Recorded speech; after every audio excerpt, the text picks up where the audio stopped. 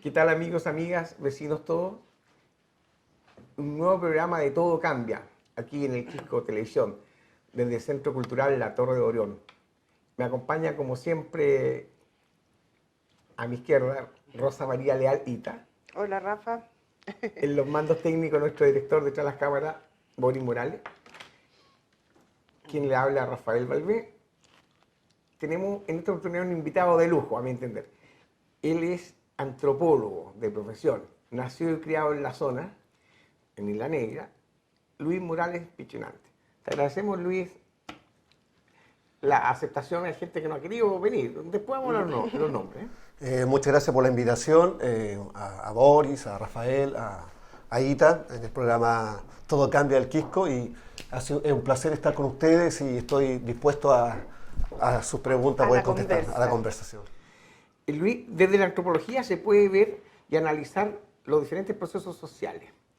¿Cómo tú analizas la comuna, desde tu perspectiva como antropólogo? ¿En el contexto histórico o la actualidad te refieres tú? No, hagámoslo desde el contexto histórico, para llegar a la actualidad.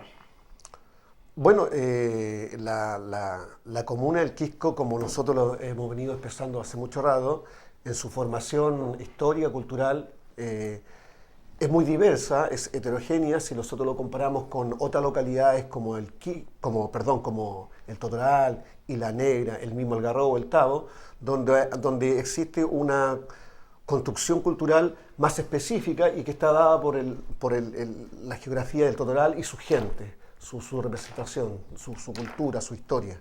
Es más específico. En cambio, el Quisco, como ustedes sabrán, el Quisco se conforma a partir de pescadores venidos de caletas adyacentes, como Orcones, Quintay, Valparaíso, también de una serie de comerciantes, intelectuales que van llegando al Quisco, más la gente que era dueña de los latifundios y la gente que trabajaba en los latifundios. Por lo tanto, es un mundo mucho más diverso. Y desde ese punto de vista nosotros creemos que el Quisco por eso emerge tan rápido como balneario en la zona. Es muy rápido el tema de su poblamiento, es muy rápido el tema de su construcción cultural y geográfica. Por lo tanto, estamos hablando de un balneario bastante progresista. Hola Luis. Hola. ¿Qué tal? Oye, dentro de toda esta cantidad de vertientes, ¿cierto?, con la que se forma esta comuna del Quisco, ¿asentamientos indígenas existían también en la zona? Sí, bueno, nosotros lo que hemos estado trabajando últimamente en nuestro perfil profesional tiene que ver un poco con lo que tú estás mencionando. Y nosotros estamos trabajando estos aspectos que tienen que ver con el patrimonio cultural arqueológico a partir de una serie de fundamentos y inquietudes que nacen por la serie de transformaciones ambientales y culturales que se están suscitando en estas localidades en los últimos 30 años. Para nadie es un misterio de estas formaciones. Lo hemos visto en Algarrobo principalmente, en el Quisco, en el Tabo y en el litoral central. Por lo tanto, nosotros creemos que es de suma importancia dar y poner en valor nuestro patrimonio cultural, ¿cierto? Nuestro patrimonio cultural, nuestra historia, nuestra identidad, porque el mundo moderno, como va surgiendo, pareciera socavar todo vestigio de la tradición, pareciera que lo moderno, lo privado, la ideología urbanística, pareciera socavar toda raíz cultural propia. Por lo tanto, hay aquí una especie de dicotomía importante en estos lugares y que están asociados también a la expansión y el auge inmobiliario, de cómo estos megaproyectos están socavando áreas de alta plusvalía científica, de alta plusvalía paisajista y patrimonial. Sí, claro. Por lo tanto, nosotros nos encontramos en un momento de nuestras comunas, en un momento súper importante, porque la conciencia humana hoy en día no es la misma que teníamos hace 20 años. La gente hace 20, 30 años, cuando comienza la democracia en Chile y en estos sectores, todos pensaban que para el surgimiento de estas localidades había que tener un prototipo de ciudades balnearios con mucha exclusividad. Por lo tanto, era un proyecto a lo mejor emancipador para los administradores de estas localidades. No obstante, con el tiempo, la gente también ha generado una conciencia mucho más ambientalista, mucho más ecológica, en virtud de estos procesos de transformación que se están viendo, sobre todo a nivel costero. Sí, pero ¿cómo lograr una visión crítica de la gente? Yo digo la gente de acá, porque la visión crítica puede venir desde afuera de Santiago, pero mucha gente acá confunde el desarrollo con edificios y que le pavimenten las calles. Con urbanismo. Urbanismo. Ese es el desarrollo para ellos. Entonces, ¿cómo lograr decirle que ese no es el desarrollo parte por lo cultural, por la educación, para empezar? Entonces, pues, la característica de estos balnearios sería ideal que no fuesen pavimentados, pero sí con las calles bien tratadas, con un maicillo y con máquinas perfectamente, con un programa digamos. compactado. Entonces, lograr ese cambio en la gente que asocia que le van a dar trabajo, porque van a construir un edificio, entonces van a contratar 200, 300 obreros, un ejemplo. Entonces, a mi juicio es muy difícil. O sea, es complejo en virtud de que, claro, la gente que es de estos lugares obviamente ve como estas posibilidades laborales, ¿cierto? Pero son transitorias, porque en el fondo todas estas mega construcciones van en favor de gente que no es de acá, sino que gente que viene esporádicamente y viene a veranear. Y los que van sufriendo, digamos, estos procesos de transformación son la gente que vive acá. Porque si nosotros vemos... Al final del día. Claro, porque Claro si que sí. nosotros vemos todas estas mega construcciones que están contemplados cualquier cantidad de estacionamiento, ¿qué va a pasar con el sistema vial, con los sistemas hídricos? A mí ¿Entiendes? pero claro. Hay una saturación, Hay un una colapso, saturación un porque colapso. nos estaba preocupando, justamente, y lo estamos viendo, donde más afecta es en los niños. Aquí tenemos, tú sabes, más de 300 niños en espera de matrícula, que bueno, antes de la pandemia estoy hablando, y que se va a retomar seguramente esa normalidad en poco tiempo más, esperemos, pero están fuera del sistema escolar. O sea, esta comuna quedó, ¿cierto?, chica, la planificación no proyectó esta cantidad de gente que ha llegado estos últimos años, y tenemos un colapso, como tú dices, los sistemas hídricos, porque es un tema. El tema del agua. El tema del agua, o sea, Temazo. antes que todo, ¿cierto?, de pensar en una planificación, digamos, que incentive la inversión inmobiliaria, no están los recursos. Nosotros estamos enfrentados ahora a un tema, por ejemplo, en el Totoral puntualmente, que tiene que ver con definir si esa zona se desarrolla ruralmente o pasa a ser una zona urbana, y ahí hay un tema serio con el agua, por ejemplo, que no se ha estudiado, y los estudios de impacto ambiental que están presentando ya venían con chanchullo, porque venía con un estudio del año 2004. Entonces, hay desconfianza que las autoridades conduzcan esto para intereses que no son los de la mayoría de la gente. Claro, además, perdón, pero con el tema del agua, que allá es APR, agua potable rural, Sí, pero y que eso no es está muy- para ciudad ni microciudad. Es muy limitado. Entonces, eso... Y ya está saturado. Exacto, es Sí. hambre para mañana mismo. Exactamente. Bueno, el tema del Totoral, el tema de Algarrobo, el tema del Quisco, apuntan a lo mismo. Es como, de cierta forma, el proceso modernizador, el proceso urbanístico o el tema urbano se va expandiendo en áreas ideológicamente, originariamente con sentido campesino, con sentido rural. Por lo entonces ahí se produce una dicotomía, una pugna existencial entre estos dos ámbitos. Entonces, respondiendo también a tu pregunta, ¿cómo la comunidad llega a refrenar un poco esto?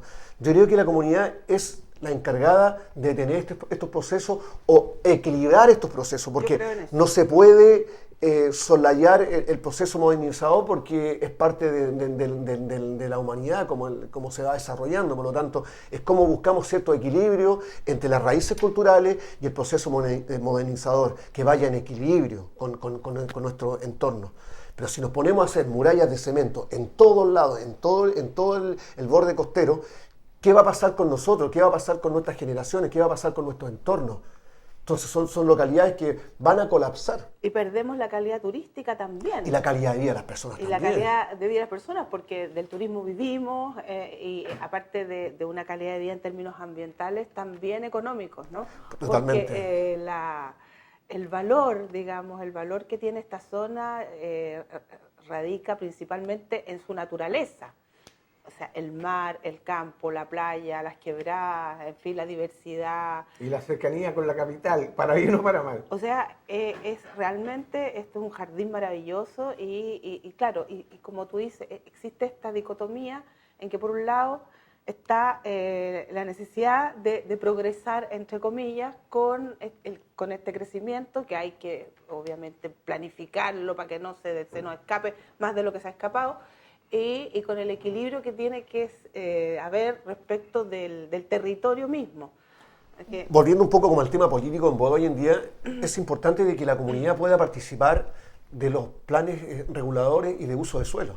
Lo que está pasando en el Totoral, en Algarrobo, porque es la única forma de que la gente pueda o la comunidad pueda hacer una resistencia cultural, como se vio en el Quisco con la inmobiliaria Santa Beatriz, que el pueblo, Isla Negra. claro, se resistió de forma al elemento externo a través de una serie de gestiones judiciales, Comunicacionales que también. en definitiva permitió de que esta expansión inmobiliaria no llegara a ese lugar donde de alta plusvalía paisajista, turística y patrimonial.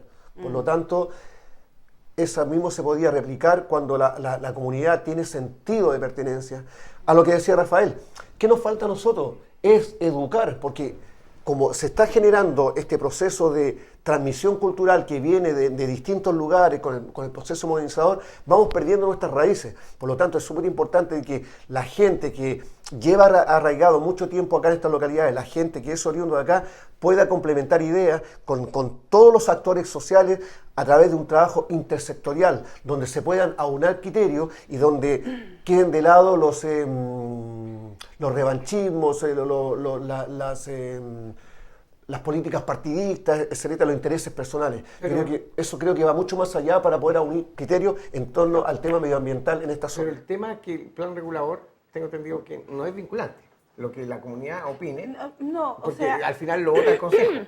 sí, pero bueno, los concejales, ¿cierto? Sí, por eso, pero no es vinculante Tendrían en sí mismo. que escuchar Entonces, a los que lo eligieron. el tema está que cada alcalde de turno, si de la vecindad nunca se van a poner de acuerdo porque hay intereses creados en esto de hacer plan regulador en conjunto, porque al final el litoral poeta es prácticamente uno solo en la biodiversidad, en el paisaje, bueno, entonces, ¿por qué no hacer un plan regulador ya maestro? O sea, para no solamente la comuna, porque después viene otro alcalde Es buena idea. y puede hacer, bueno, los países desarrollados Existe, Es muy buena idea. hay un super chévere. Homologar un plan regulador a toda la provincia. Existe un intercomunal, Sí, pero es que no, pero es básico. es igual, no tiene especificidades. es más que nada para las carreteras, yo creo que es más básico. No, y que define los usos de suelo. Pero en el fondo el que la lleva, como se dice, es el comunal. Claro. Entonces, dependiendo del alcalde de turno, ¿qué pasa? Que estas entidades que hacen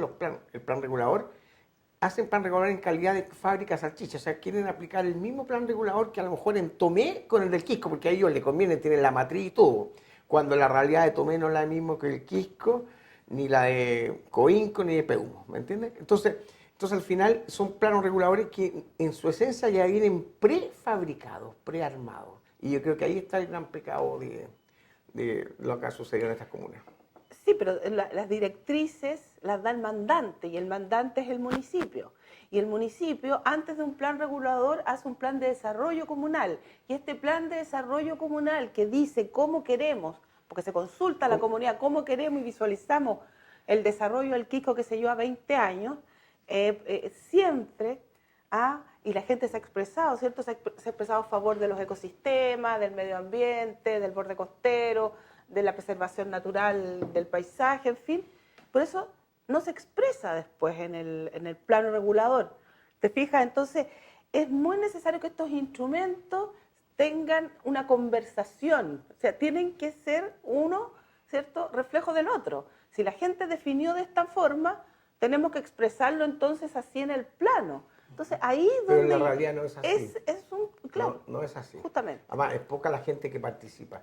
Y además la gente que entiende, que sabe, porque mientras no nos enseñen educación cívica Hay en que los colegios, capacitar. porque esto es parte hasta de la educación cívica, si la educación cívica no solamente enseñarle A votar votar. y qué es lo que es un diputado o un concejal, sino que todo cómo desarrollamos un país, cómo hacemos comuna, cómo hacemos ciudad.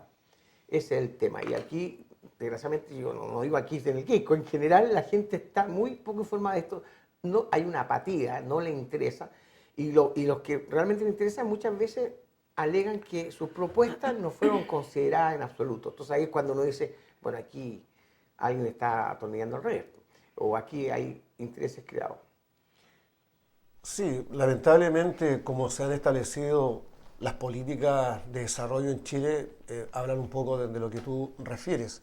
Por eso, insisto, es de suma importancia de que la comunidad en algún momento tenga una mayor autonomía en la toma de decisiones con respecto al tema de uso del suelo y al tema de plan regulador, donde no solamente la autoridad pueda establecer estos planes a través de cuatro paredes y con a veces con muchos intereses también de las grandes inmobiliarias. Por lo tanto, es importante que la comunidad pueda sacar la voz y pueda decir, bueno, esto es lo que queremos para nuestras localidades. Justamente respondiendo a esta pregunta, nosotros estamos haciendo un trabajo con algunas personas en Tunquén y acá en el Quisco, específicamente con Jacqueline Jacob y Dani Bravo, en relación a poder hacer una muestra a través de cápsulas para ir educando a la gente con respecto a cuál es nuestro patrimonio cultural, cómo se debe cuidar y cómo se debe conservar. Yo como orientación antropológica siempre busco rescatar nuestras identidades culturales que van mucho más allá de nuestro proceso de independencia, con nuestro proceso de república, sino que va de lo anterior. Creemos nosotros, de acuerdo a nuestras investigaciones, que el educarnos a través de cómo era la cosmovisión de las culturas antiguas nos va a lograr entender de cómo podíamos vivir en mejor armonía con el medio ambiente. Si bien es cierto, las culturas antiguas, los precolombinos explotaban el medio ambiente, pero la explotación no iba para generar excedentes ni tampoco se establecían a través de relaciones de poder como se establecen ahora. Por lo tanto, hay un equilibrio con el medio ambiente, hay una explotación, como le digo, pero hay un equilibrio, hay un proceso de ver la realidad como algo sagrado, como algo integrado al ser, una conexión complementaria con el sujeto, cosa que no lo tenemos nosotros porque nuestra formación antropocéntrica nos hace ser a nosotros súper individualistas y nos creemos el dueño de todo. ¿Por qué? Porque nuestro sistema neoliberal a nosotros, de los años 90 hacia adelante, nos ha dado todas las facilidades para ser consumidores de la materialidad, por ser consumidores de artículos de consumo, por así decirlo, aunque sea un poco repetitivo. Bueno, don Nicanor Parra decía, nosotros somos de la tierra y no la tierra de nosotros. Oye, pero que es súper interesante lo que tú dices, porque también las autoridades se han transformado en eso, en cosistas, como dices tú. O sea, realmente que la evaluación es por la cantidad de cosas que haces y no por la... elevemos qué sé yo, la cultura, digamos, la educación, las tradiciones, el arte, en fin, lo que nos va a dar este equilibrio necesario que ahora que ha sido tan... Es sumamente importante de que estos elementos que se están hoy en día propagando, promoviendo en distintos canales de comunicación, que mucha gente ya no tiene el pensamiento hace 20, 30 años, cuando pensaban de que era importante tener este prototipo de ciudad de balneario. Hay mucha gente que ha llegado de Santiago también con una visión mucho más ecologista y más conservacionista en torno a nuestro patrimonio cultural. Por lo tanto, estos canales de comunicación, como son este canal del Quisco, es una herramienta fundamental para educar a las nuevas generaciones. Nuestro trabajo también quiere apuntar al proceso educativo en estas localidades, cosa que las nuevas generaciones vayan teniendo una visión más crítica de estos procesos de transformación cultural y medioambiental. A propósito de transformación, antes de hacerte la pregunta voy a hacer una pequeña introducción. Al Quisco como comuna yo la divido en dos. Estoy hablando de la época que yo tengo conciencia de lo que es el Quisco, de los años 60, 70, que vive un boom el Quisco, hasta casi un poco los 80, prácticamente nada, que vive un boom que inclusive después de, no existía Reñaca por entonces para los más jóvenes, la gente después de Viña se venía al Quisco. Inclusive aquí se lanzó esta famosa mujer Cox, el primer traje de baño de 2 piezas que casi las comulgan. en Iquique. Había festivales. Bueno, había el Festival del Quisco. Bueno, aquí estaba como que, no así gobernada, pero que la gran masa que venía era de la clase media ilustrada. Tengo una sensación así. Entonces, yo digo el Quisco en 2. Cuando la conocí hasta antes de la dictadura y después la desgracia para el Quisco, que esta es la única comuna en Chile que tuvo 15 alcaldes en 17 años. Mucha gente no tiene idea de eso, pero fue una desgracia, porque al lado de la comuna de Garrobo hubo una alcaldesa a los 17 años y uno ve que el desarrollo fue bastante mejor. Un alcalde que estuvo un año acá vino a mamar, como se dice así siempre, no puede hacer ninguna política pública. Entonces, esos 17 años perdidos que sirvió para mal, después llega esta pseudo-democracia. Entonces, ¿tú cómo ves el Quisco desde los años 90 hasta la fecha? Desde el Porretón. El año que yo llegué. Bueno, justamente tú 30 apuntas años, algo que 30 es muy real y nosotros creemos, de acuerdo a lo que hemos venido sosteniendo y estudiando, que las grandes transformaciones en estas localidades se producen justamente en este periodo, en el periodo de apertura a la democracia, entre comillas, y tiene que ver también con un gran éxodo o un gran proceso migratorio de Santiago a estas localidades. Por lo tanto, todos los servicios públicos, todos se van de cierta forma colapsando y muchas veces no están dando cuenta de una real planificación para estas localidades, por lo mismo que hemos venido sosteniendo. No se puede privar a la gente que se venga a vivir, porque todos tienen el derecho. Claro. O sea, es imposible que Es eso lo podamos hacer. En China se hace eso, sí. ¿Se hace en China? Claro. Bueno, pero es imposible, digamos, no podemos tampoco, porque todo el mundo tiene los derechos también Claro, a hacerlo, porque así que si no, existiera, nadie va a- por Pero el ejemplo- problema es el perfil de la gente que se está viniendo, porque no es un tema de clase, evidentemente, porque no tiene nada que ver con eso, sí tiene que ver con estos últimos años, y toda la gente dice, y añora volver al pasado porque dice que fue mejor, todo tiempo pasado fue mejor, pero en el fondo es porque se ha venido un perfil, no todo el mundo, porque en Isla Negra incluso se conserva cierta identidad, qué sé yo, pero acá un perfil de gente que es un poco reflejo de lo que sea el Quisco devaluado, no puesto en valor, como tú decías. Ya, o pero sea, ¿por qué eligen el Quisco para ir y no el Tao? porque da la impresión de que aquí, no sé, es más permisivo, me da la impresión de que hay hechos concretos, ponte tú, que tienen que ver con las autoridades. O sea, allá como que da lo mismo, o sea, tú así, no sé, pues, cometes un desfalco y no pasa nada, no sé. Hay algo que aquí que atrae a un tipo de persona que es más bien más un daño que un aporte. Hay que considerar también de que dentro de los procesos políticos que ha tenido este tiempo el Quisco, como emergen también nuestros actores sociales, nuestros actores políticos, y en ese sentido creo que las políticas que se han utilizado en el Quisco en términos de poblamiento han ayudado también a estos alcaldes, porque en definitiva, al crecer el aparato burocrático del Quisco, al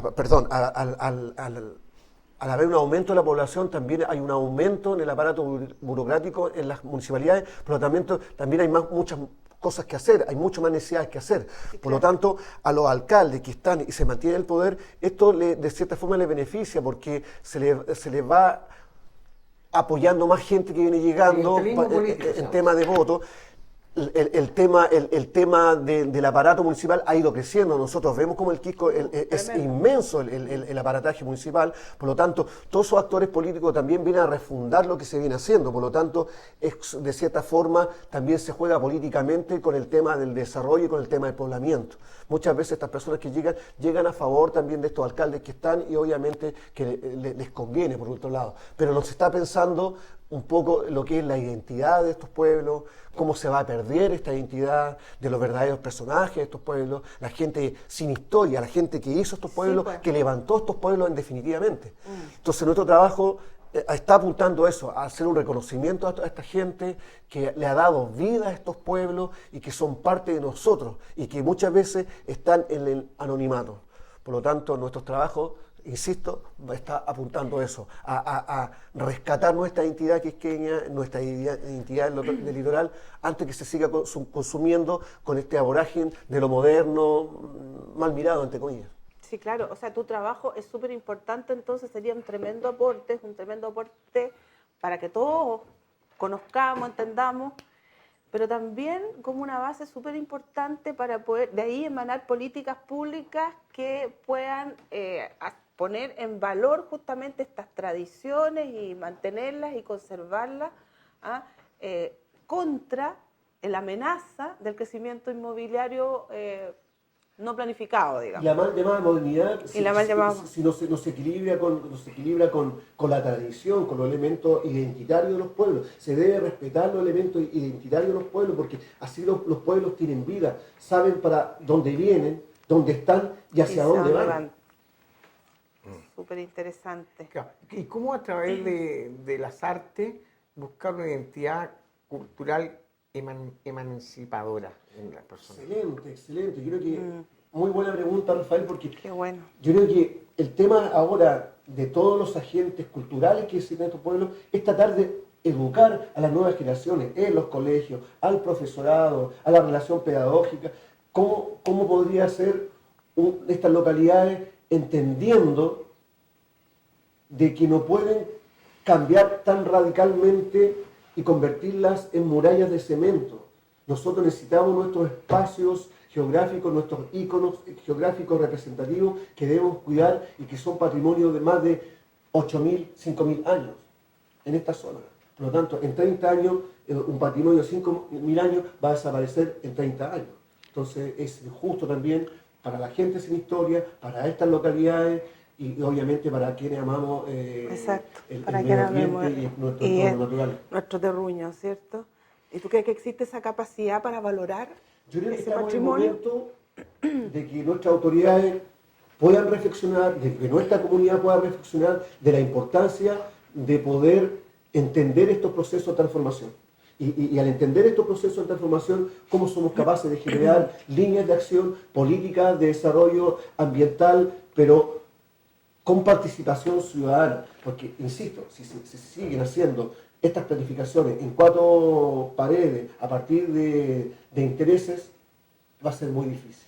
Por eso es importante que nos podamos emancipar, como tú bien señalas, a partir de este aunamiento de criterios para que podamos tener al menos un rescate de nuestra identidad y no lo perdamos todo. Luis, ¿y cuánto influyó, a tu juicio, la instalación de la Casa Museo Neruda en el desarrollo de Isla Negra? Es vital la figura de Neruda en el desarrollo de Isla Negra. Muchos podrán decir que sí, otros podrán decir que no, pero a mi juicio, por lo que yo he investigado, por lo que yo creo que Isla Negra como identidad está sujeta a la figura de Neruda. Por lo tanto, es un ícono simbólico representativo y auténtico de Isla Negra.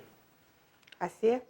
¿Alguna última pregunta? ¿Estamos No, terminando? es que es demasiado interesante, más que agradecerte, realmente comparto muchísimo tu visión, así que estoy sumamente agradecida, espero que podamos seguir conversando, porque este es un tema muy profundo que va para parar. Nosotros, claro, esa visión de Isla Negra, caleta de pescadores, alianzas estratégicas, ahí yo creo que por ahí puede ir un poco. Agradecerle nuevamente a vuestro canal por darme la oportunidad de poder dar cuenta de mi trabajo y la postura que nosotros estamos.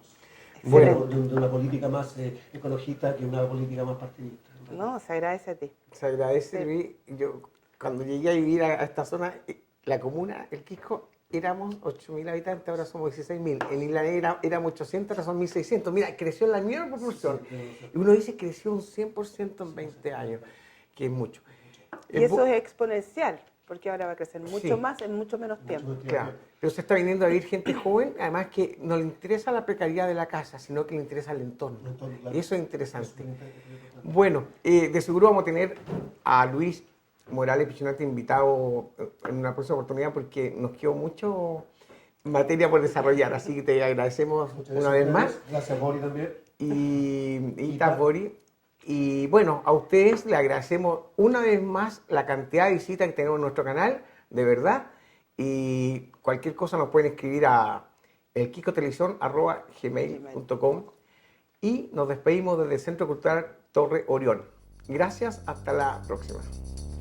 Nos vemos.